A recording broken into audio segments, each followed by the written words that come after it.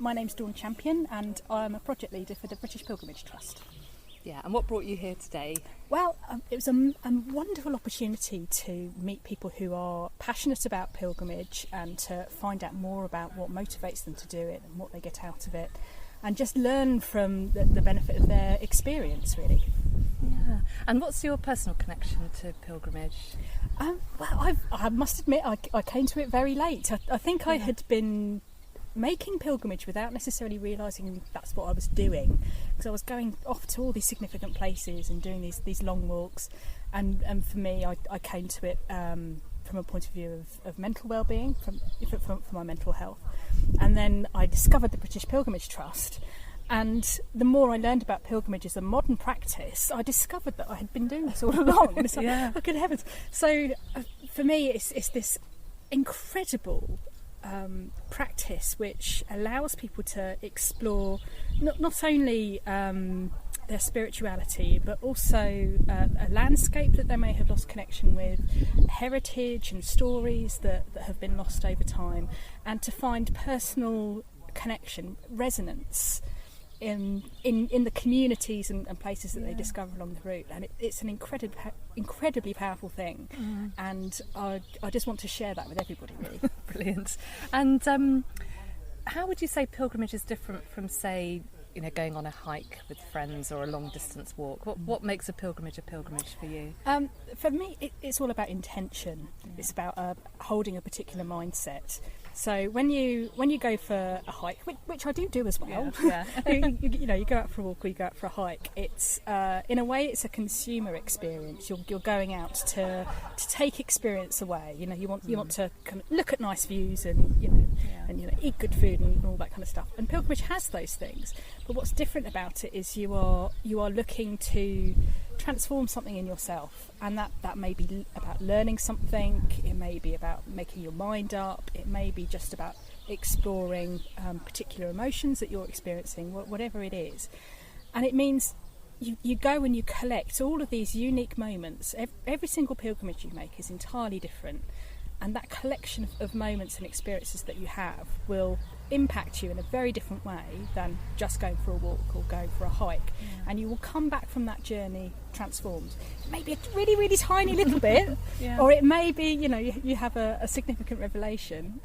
You can't really do it wrong. No, whatever not, you get from it is personal to you, and it's a marvellous thing indeed. Yeah, fantastic. I agree with all of that.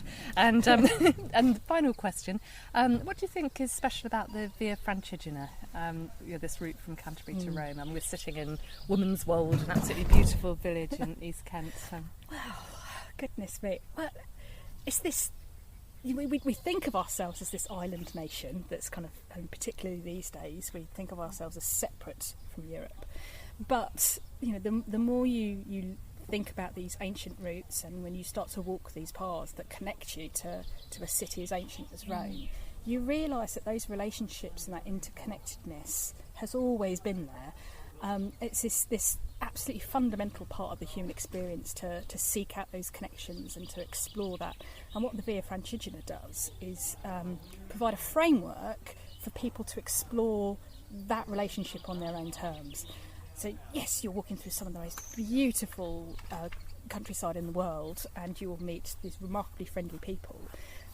But this particular route links you not just in terms of faith, if that's your particular thing, but also it links you back through the centuries. It links you back through all of the different stories and places that have formed our country, that have formed our culture, and therefore helped to inform the way that you behave yourself. So it's Okay, I've just got one more question. Have you ever had any sort of transcendent experiences on a pilgrimage, and how do you describe those? Sorry, it's a bit of a personal question. No, it's fine. I wouldn't say I've managed to achieve something that remarkable just yet. But what I have had is I've been very fortunate because of the job that I do. I've been able to be walking pilgrimage routes during lockdown, during the pandemic, and I had a moment where I was walking through Kent actually. I went to a little church in Bilsington, and I hadn't seen anybody for about 4 miles, not a single person, not a car or anything. But you always get all this noise around, especially in Kent. There's always aircraft traffic, what have you. And I just stepped into this little church and kind of shut the door behind me, and it was absolute silence. And it hit me so hard. I can't remember the last time I went to a place where it was completely silent, to the point where I'd gone in to take photos. I just had to sit down. I mean, it was like being smacked in the chest. It was incredible. So I just kind of had to sit there and sort of take 10-15 minutes or so and kind of compose myself, because... And I don't know what it was about the circumstances or that particular place, but it was just a moment that I wasn't expecting. And that has really stayed with me. Now, whenever I set foot in the church now, I kind of was thinking, what's going to happen this time? Yeah, that's interesting. Yeah, it's like the doors of perception get open, and you might have it again.